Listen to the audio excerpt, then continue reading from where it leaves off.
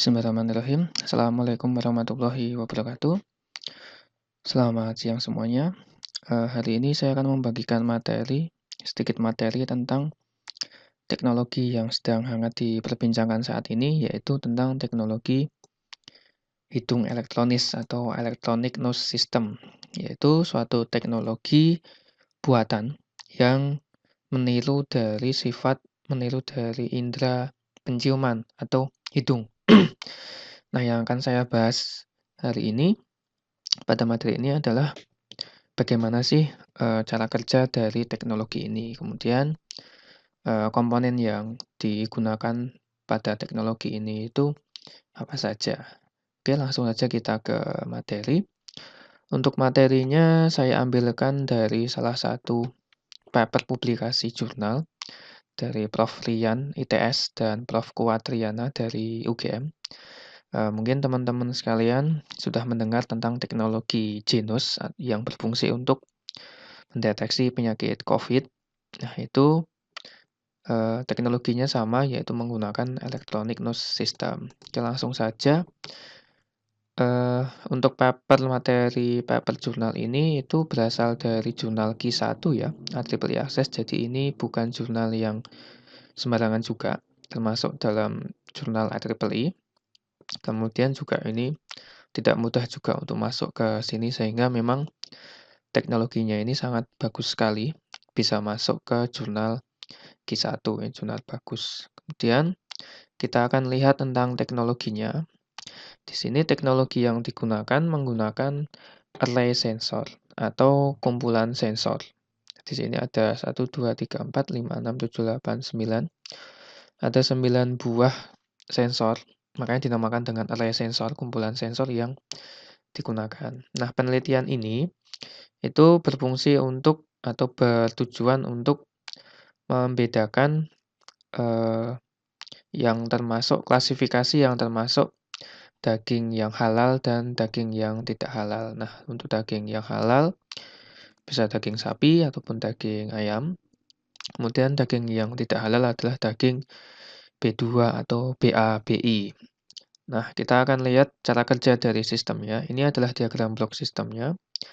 Di sini ada kotak vakum. Nah, di dalam kotak vakum ini terdapat 9 buah sensor, array sensor. Fungsi dari kotak vakum ini adalah untuk memampatkan atau menyimpan gas dari daging sampel yang akan diteliti. Itu merupakan daging halal ataupun daging yang tidak halal. Nah, teknologi ini sangat bagus sekali, idenya sangat bagus sekali bahwa dia menggunakan kotak penyimpanan vakum sehingga bau dagingnya itu tidak keluar kemana-mana. Kemudian bau daging tersebut itu akan diproses datanya oleh ke-9 jenis sensornya ini.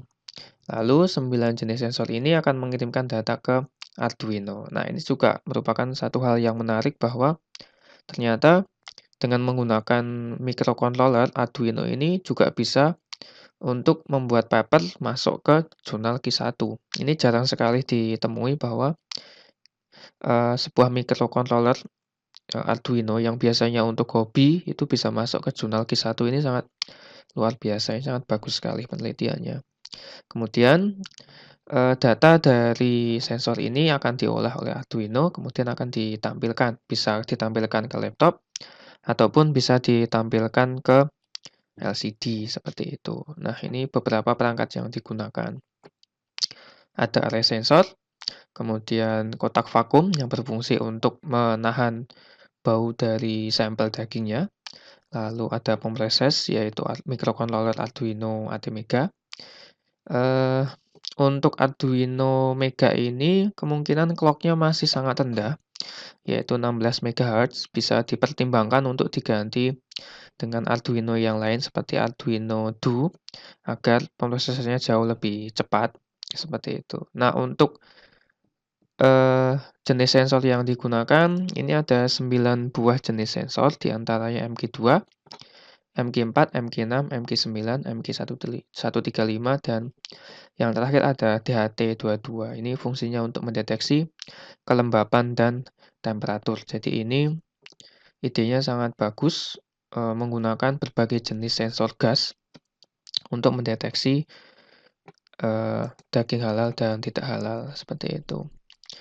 Nah, ini penelitian yang patut untuk kita teliti lebih lanjut, kita kembangkan lebih lanjut. Contohnya, bisa untuk mendeteksi yang namanya penyakit, kencing manis, yaitu untuk mendeteksi kadar urin. Jadi di dalam urin itu ada kandungan apa saja, misal ada ketidaknormalan dari urin bisa dideteksi dengan menggunakan cara ini. Cara yang lain, contoh yang lain adalah penelitian yang, mendeteksi kelainan pada penyakit paru-paru, itu juga bisa menggunakan mirip dengan teknologi Genos. Oke, demikian yang dapat saya sampaikan.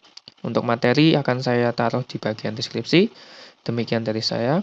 Mohon maaf jika ada salah kata atau salah kalimat. Akhirul kalam. Wassalamualaikum warahmatullahi wabarakatuh.